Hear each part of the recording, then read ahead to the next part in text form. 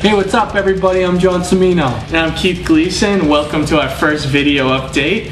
You're watching this on Swassadventures.com, home of the new Hero Envy spin-off series, plus a semi-regular update, which you're watching right now, where me and John, and then occasionally E, will sit down and give our take on different things in comics. Geek stuff. Yeah, exactly. And consider this sort of like a semi-video podcast that we're gonna do to tide you guys over in between episodes. And it seems to be a hit on YouTube, especially when John was talking about Hulk versus Superman. So yeah, we're gonna try to take it to a different level. We're gonna do things different now. And we're gonna talk geek. Pure geek. And so what we got going on today is we're going to do the Swass Slugfests, where we're going to debate and talk about our top 5 slugfests of all time. We're going to talk about the ones that we think are great. And for me, this is what comics all about. You know, I think comics are all about the fanboy, who could beat who and why. And I like that. And that's why this slugfest is so important to me. Sure, we like the realism, the good stories and stuff. Like Keith is more of a fan of the good story. Me, give me my Hanna-Barbera anytime over this stuff. Alright, so here we go. Keith is going to start off. His number 5 is Punisher vs. Wolverine from Marvel Knights 16 and 17. Came out a few years ago. Well, I think this fight's worthwhile for a couple of reasons. You know, like Wolverine just gets humbled in this fight. And plus it's just such a cartoony, over-the-top fight. But it just makes fun of Wolverine, and that's why I like it a lot. Plus, it's violent. There's a lot of different things about it that make it great. Plus, it was nice to see Garth Ennis. I know he hates superheroes to begin with, but you could tell his hatred of Wolverine was coming through these 2 issues. I mean, he got his face shot off, his balls shut off. And he kept talking trash. He kept making, he made Wolverine look like an idiot, always referring to himself as the Knucklehead. And babbling off. You couldn't even read the words anymore in the panel because he just keeps babbling on how good he is. But I mean, for humor and for just a good fight, I think that straight out was one of the best. And I mean, who doesn't like the Punisher? I think he's a great character, and I think he's miles better than Wolverine. And we definitely recommend this one if anybody doesn't want to see Wolverine in a good light. It's good. You'll like it. And it's just be humiliated in something. If you're sick of Wolverine like we are, check out these 2 issues. You'll love them. He looks like a retard in the issues. All right, my number 5. I'm going to go with, first off, the Infinity Crisis series, where and all the spin-offs written by Jeff Johns. Superboy Prime versus everybody. Yeah. This made me a fan of Superboy Prime. I got a little cuckoo for Superboy Prime. And I love it because, first off, Superboy Prime's getting nuts where he... he's trying to do the right thing, and he starts killing people left and right. A lot of those losers. I'm not even a big DC guy, but a lot of those losers from the DC. Who was that team that he just started ripping people apart? I think the Teen Titans and stuff. Oh, okay, yeah. He started just killing people left and right, but it was so great just to see him destroy everybody. And then he humbled the other Superboy he couldn't stand. I'll definitely give props to that other Superboy for even standing up to him. That's my favorite part, I think, of the... Yeah, and he ends up... The big thing was he ends up dying in there. And what was great about that is that he did die, but, I mean, as we know in comics, he's back to life now. But it was just good to see him kill everybody. And the fact that Superman, the 2 Supermen, the Golden Age Superman and the regular Superman, they had to throw him through a sun, and then there had to be some plot device to beat him, basically, because he was just killing everybody. And he killed all the Green Lantern Corps, and it was great to see Hal Jordan try to do something, and then he breaks Hal Jordan's arm, saying you're worse than me, you were Parallax, And I love the fact, his naivety. He's just a young kid that's always he just doesn't even understand the extent of his power. So that's my number 5. Infinity Crisis series and the spin-off Superboy Prime versus everybody. Yeah, it's a good fight. All right, we'll go to number 4. I'm going to go with Ultimates Volume 1. Primarily issue 9, but there was a little bit in issue 8. Written by Mark Millar, and Brian Hitch was the artist. I love Millar. Cap vs. Giant Man. Oh, And I will. May I have a word in your ear? Yeah. Yeah. Fantastic. I wasn't a Captain America fan until Ultimates. I think Mark Millar was the first big writer who took that character and made him interesting. Like Cap was all. I just couldn't stand him in the 80s. The Boy Scout Yeah, stuff. too much. And I think Millar finally got the right take on him. But that fight with Giant Man was just. It was strictly out of 1940s, like Giant Man slapping around his girl. Yeah. And in the 40s, you're not going to sue anybody. Captain America went up to him and he was like, "Now you got to fight me." And it was so. That's what was great about him. And the best part is he fought him when he was in giant form. And beat him. It was incredible. And he kicked the shit out of him. One of those good fights. I just love the scene where he runs up the building and jumps out like the third floor window and hits him right in the face. Stuff. Unbelievable. So that was great. I think that's an honorable mention for just one of the best modern fights in a long time. So absolutely. That was my number 4 choice. All right, my number 4 is gonna be. I gotta go with Jeff Johns again on this because once again he made me such a big fan of Superboy Prime. He was in it just for himself. Just always this arrogant teenager prick.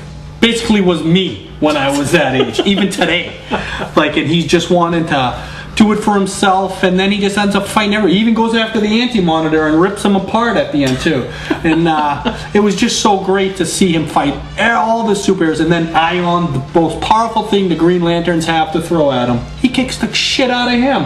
I just loved it, and how he has so much fun doing it. Leave me alone, I'm just a brat. Absolutely love it. I'm the biggest fan of Superboy Prime right now. Sometimes he goes over the Hulk right now. Sometimes. Wow. Hulk or Superboy Prime. That's how much I'm in love with the guy. I just love the arrogance and the naivety and just wants to show his mettle. Yeah. Love it. Love it. That's great. Alright, so let's move on to the top 3. I'm going to go with Spider-Man versus Kingpin, which is... which one, Keith? Which one? We're going to go with Amazing Spider-Man number 542. It's part of the Back in Black storyline. Just a whole issue of him fighting the Kingpin, which, if you go after Aunt May, that's Spider-Man's, center. If you heard her, it's like the gloves are off, and it was finally... Gotta give Michael Straczynski props on that issue, because... I'm a good historian of the Marvel stuff, and Spider-Man has fought the Kingpin many times prior to this, and I was telling Keith, what he's always done with the Kingpin, he's always held back, and it drove me nuts. He always gave props. The Kingpin's got all this muscle and all big, but Spider-Man always held back. Yep. And this was the first time out of I don't know how many times they fought that he actually cut loose and kicked the ever-loving shit out of him. And it was fantastic. And I'm not a big, crazy Kingpin fan at all, but Keith showed me this issue, and I was like, I gotta buy it. I gotta buy this issue just for the slugfest, just for the love. I think my favorite part is when he grabs him by his skin, like it's just a shirt, and holds him up and just slaps in front of all the prisoners, so they could all see that he got humbled by him when he really wanted to. It was a great, humbled in front of his people. So it was just 20 years in the making for him to finally kick the shit out of the... And Straczynski, I gotta admit, he had his ups and downs on Spider-Man, but that issue was great. And fantastic. I love that issue. So that's my top 3. My number 3, I'm going to go a little classic now, because everything in Marvel and anything in comics when it comes to a slugfest has to come back to Stan Lee and Jack Kirby, because they did it better than anybody. So number 3 for me is Journey into Mystery 124, 125, and then he became the Mighty Thor in 126. This was the epic battle of Thor versus Hercules. The second meeting. But also why this is such a grandiose Marvel slugfest, it was the second big slugfest that Marvel ever did. The first one will be coming later in my tops here. But that was such a great issue where Thor fought Hercules. This was the second time they actually ever met. The first time was in the annual number 1, but it was just a small fight between them. But it was so good because what Thor had to go through just to come back to see Jane Foster in that. And then Jane Foster, the floozy that she is hooking up with another god. And Hercules loving it, being on Earth and looking at all the wildlife, and he's just loving it. So basically Thor comes back to see Jane Foster. It's one of the great stories of Thor of all time. And sees her with Hercules. Hercules wants to say hello. Thor doesn't have time for that. He wants to get to Jane Foster, tell her what he went through just to meet her. And Hercules smacks him because nobody sidesteps Hercules, And they have a battle of the ages. And it ends. It was a stalemate, but then it ends because Odin has to friggin' punish Thor because of the story previous to that. And he shoots a beam, halves him of his power, cuts him in half, and then all of a sudden Hercules starts teeing off on him, and then totally knocking him out. So it was. I was mad about that, but it was it's fair how it happened. Yeah. But the reason why this fight is so good is because, like I said, it's the second major epic battle that Marvel ever did, and it was such a big scope battle. Like the whole city is getting rocked. It was just amazing, and it basically, like I said, all these fights that happened thereafter of these big epic fights. This was the second one they ever had, and everything stems from this. So, Thor vs. Hercules. Number three. Good choice. What do you got number two, Keith? Number two. All right, I'm going to go with a Jeff Johns choice myself. Actually, Jeff Johns and David Goyer from their first JSA series, not the one that's out now, the first volume. And it was actually an issue featuring, it was number 10. It was Wildcat versus the Injustice Society. And I'm not that big on Wildcat, but I was in this issue. He was alone at the JSA headquarters, taking a bath with a broken arm, and he fought off the entire Injustice Society by himself. Got the shit kicked out of him, but he held his ground and beat them. I thought that was an incredible issue. The cover, if you ever see it, it looks like Raging Bull, except that it's like with Wildcat. It's just a great issue, and I'm not a big fan of Wildcat either. Top Batman had the box and stuff, but it was a great issue for the fact that he devised little things, the willpower, and he came on top by doing not fighting them using his mind and that stuff, his combat experience. Really good good issue. It was a good issue of the will of a character. Yeah, and it was just it was nice to see a JSA character on his own too, so that was good. So that one I recommend. I think that's a good fight. So that's my top two. All right, number two for me. As I said in my number three, there was which was the second grand big scope battle. I'm gonna go for the first big scope battle that Stan Lee and Jack Kirby ever did. I mean, Fantastic Four 25 and 26. 25, the Hulk versus the Thing, and a bunch of the other Fantastic Four. He kicks the crap out of the Thing, and then 26 when all the other Avengers came in there, and so the Hulk fought everybody. But why this was so classic was the fact that, here's the Thing is basically a weaker opponent, but just has the will to keep going against this guy that just keeps getting stronger and stronger. The whole scope of the issue, it's what comics were. All the heroes were Mr. Fantastic was sick. The Human Torch was hurt, and the Invisible Girl couldn't do it, so Thing had to fight him. They were all trying to help out the Thing. It's just unbelievable. It was just what all fights are measured by. It is seriously the reason you see battles today from their scopes and these huge battles is because of Fantastic Four 25 and 26. There's no comic written better than that, and the fight is just so spot on. It is just absolutely classic, amazing. I recommend that over anything. You can get it in so many reprints and stuff, but if you're gonna be like me, you gotta get it in mint condition. Shell it a couple $100 to get the fucking issues. That's what I say. That's what I think. All right, so now we're down to the number ones. All right, let's go. We're gonna add in a little drum roll for effects here? Yeah, let's do it. Alright, number one, Keith, what do you got? Alright, I am gonna go with another Spider-Man issue. I think this one's classic. Because Keith always wanted to be Spider-Man with this when he was a kid. I can't read it now with this brand new day shit, but the classic stuff, awesome. I don't think teeth had the potential to be Spider-Man, but that's what comics are about, imagination. Fucking 5 radioactive spiders can bite him, and he ain't climbing walls. He ain't doing backflips. He's got bad hamstrings and a back that just won't quit. Look at him. Give me a break. All right, so what do you got, Keith? All right, I'm gonna go with Amazing Spider-Man Volume 1, 229, 230. Oh, good old Roger Stern. Spider-Man versus the Juggernaut. Absolute classic. Yeah, unbelievable fight. I mean, first of all, Spider-Man taking on a foe that's way out of his league. A guy that goes toe-to-toe with the Hulk. Yeah, I mean, and the way Spider-Man beat him with the concrete and everything was great, but it took 2 issues to win that battle. And that was so great for the inner spirit of Spider-Man. These 2 issues, too, are considered some of the greatest Spider-Man issues. So. Roger Stern wrote a fantastic Spider-Man. Also wrote a great Hulk, too. But it was awesome because of the will of Spider-Man. Yeah. He just didn't quit, kept coming, and against all odds. That's what Spider-Man is. Yeah, I mean, and that's kind of like with my number 2 choice with Wildcats, like that willpower to succeed and beat the villain again, and you know you're way out of your league, you know? And Spider-Man is basically the father of that. He's basically like that, definitely. And I think like it's an inspiration to a lot of the heroes down the line. But that whole willpower, Spider-Man fighting for Aunt May, fighting for Mary Jane. He was trying to save Madam Web in that one too, right? Yeah. And and trying to save the city and just. Because all the Avengers and the Fantastic Four are out of town. Yeah, you know, always. And it's out of town. Maybe Daredevil was around, but who gives a shit about Daredevil? What's he gonna do?